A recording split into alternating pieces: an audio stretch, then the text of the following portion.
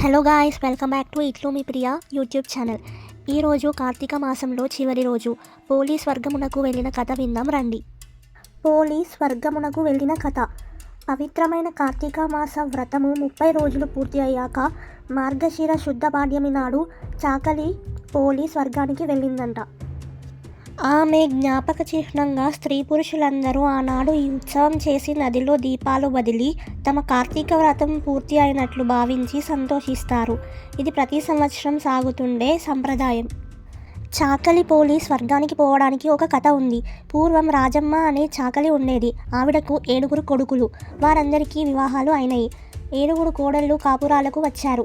7వ కోడలు పుట్టింటి వారు చాలా పేదవారు. ఆమె సద్గుణాలు అందచందాలు చూసి 7వ కొడుకు వరించి పట్టుపట్టడం వల్ల ఆ పెళ్లి జరిగింది.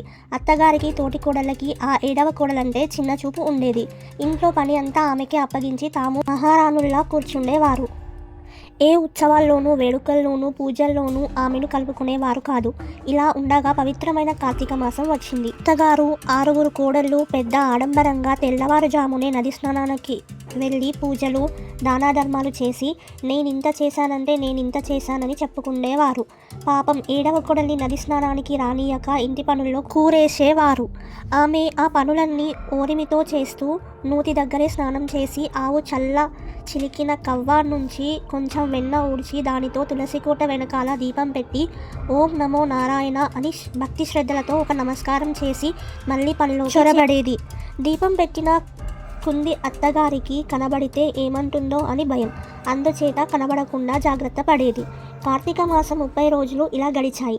మార్గశిర శుద్ధ పాడ్యమి నాడు అత్తగారు పై 6 కోడళ్ళు ఊరివారు అందరూ చూస్తుండగా పోలీని తీసుకొని వెళ్ళడానికి స్వర్గం నుంచి దేవి విమానం వచ్చింది.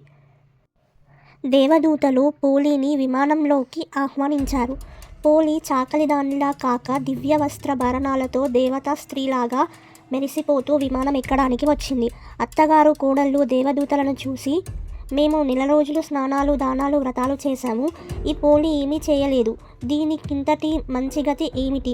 అన్నీ చేసిన మాకు ఏమీ లేకపోవడం ఏమిటి అని ప్రశ్నించారు. దానికి వారు ఈ పోలి భక్తి శ్రద్ధలతో మనసులో కార్తీక దామోదరుణ్ణి నిలుపుకుని వీలున్నంతలో ఆవు వెన్నతో దీపం పెట్టి మొక్కింది. ఆమె భక్తికి నారాయణుడు సంతోషించి విమానం పంపించాడు. మీరు ఆడంబరం కోసం ఒకరు చూసి మెచ్చుకోవాలనే అభిప్రాయంతో స్నానదానాలు చేశారు. అందుచేత మీరు చేసిన దానికి ఫలితం అంతంత మాత్రమే అన్నారు. పోలి దేవతలతో సహా విమానం ఎక్కి స్వర్గానికి వెళ్ళిపోయింది.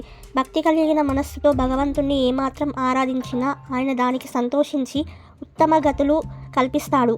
ఆడంబరాల వల్ల ప్రయోజనం లేదు. శుభం భూయాత్. జై శ్రీమన్నారాయణ. గైస్, ఈ కథ విన్న వారందరికీ చాలా పుణ్యం లభిస్తుంది. ఈ వీడియో మొత్తం చూసి జై శ్రీమన్నారాయణ అని కామెంట్స్లో పెట్టండి. Thank you all.